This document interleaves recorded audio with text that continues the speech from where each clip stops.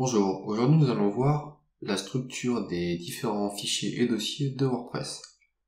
Donc lorsque je me mets à la racine de mon installation de WordPress, je peux voir que j'ai trois dossiers. J'ai WP Admin, WP Content et WP Include, ainsi que différents fichiers qui se trouvent donc à la racine de notre projet.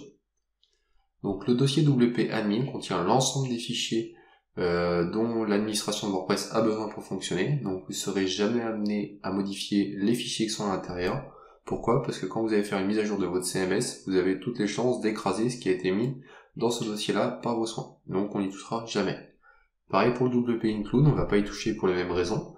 Et le WP Include, lui, contient l'ensemble des fichiers du cœur de WordPress. À la racine, donc vous avez différents fichiers, on va s'attarder, donc vous n'allez pas les modifier non plus, si ce n'est le .htaccess pour faire vos redirections pour votre référencement naturel, donc les redirections 300 ou 302, et le fichier wp-config.php. Donc le fichier wp-config.php contient des informations pour se connecter à la base de données. Donc lorsque vous avez fait votre installation de WordPress, vous avez renseigné donc localhost, l'identifiant, le mot de passe, etc. Et ces informations-là, vous allez les retrouver dans wp-config.php et vous allez pouvoir les modifier par la suite si vous le souhaitez. Donc on va ouvrir ce fichier-là, on va regarder un petit peu comment il est construit.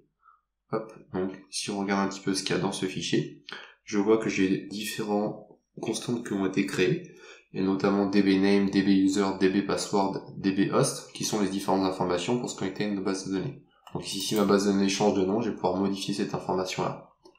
Là, ça peut être assez pratique quand vous avez migré votre site du serveur de développement au serveur de production. Si vous descendez un petit peu dans le fichier, vous pourrez peut-être être amené également à modifier la constante wp-debug, qui vous permet d'afficher ou pas les erreurs PHP. Donc ça peut être très pratique d'activer pendant que vous développez. On a dit qu'on n'allait pas s'intéresser du coup au WP Admin, WP Content, il nous reste WP Include, il nous reste justement le WP Content. Donc dans ce WP Content, on va retrouver différents fichiers et dossiers. Donc le fichier index.php est simplement là pour des règles de sécurité d'accès à ce répertoire. On ne touchera pas. Et donc vous avez le dossier Language, ce qui va contenir donc des différents fichiers de langue. Donc en général c'est des .po que vous allez trouver à l'intérieur. On va regarder ce qu'il y a par défaut. Voilà, des .po et des .mo. Vous allez avoir le dossier plugins qui va contenir l'ensemble de vos extensions. Donc par défaut, WordPress a deux extensions d'installer, donc Akismet et Odolish. Donc vous trouvez donc les différents fichiers de ces extensions-là. Donc si jamais vous êtes amené à rajouter d'autres extensions, elles seront téléchargées directement dans ce dossier-là, ou vous-même pourrez les positionner ici. Ensuite, vous avez le dossier thème, dans lequel on passera un petit peu plus de temps, WP Uploads, qui va être donc les différents médias que vous allez charger sur votre site qui vont se retrouver ici. Si je rentre dans le dossier thème, je vais retrouver donc les trois thèmes de base de WordPress. Et donc c'est ici que vous allez pouvoir rajouter vos propres thèmes. Donc un thème, on verra un petit peu comment il est construit. On va en ouvrir un juste pour regarder. Vous voyez qu'il est constitué de plusieurs fichiers et plusieurs dossiers.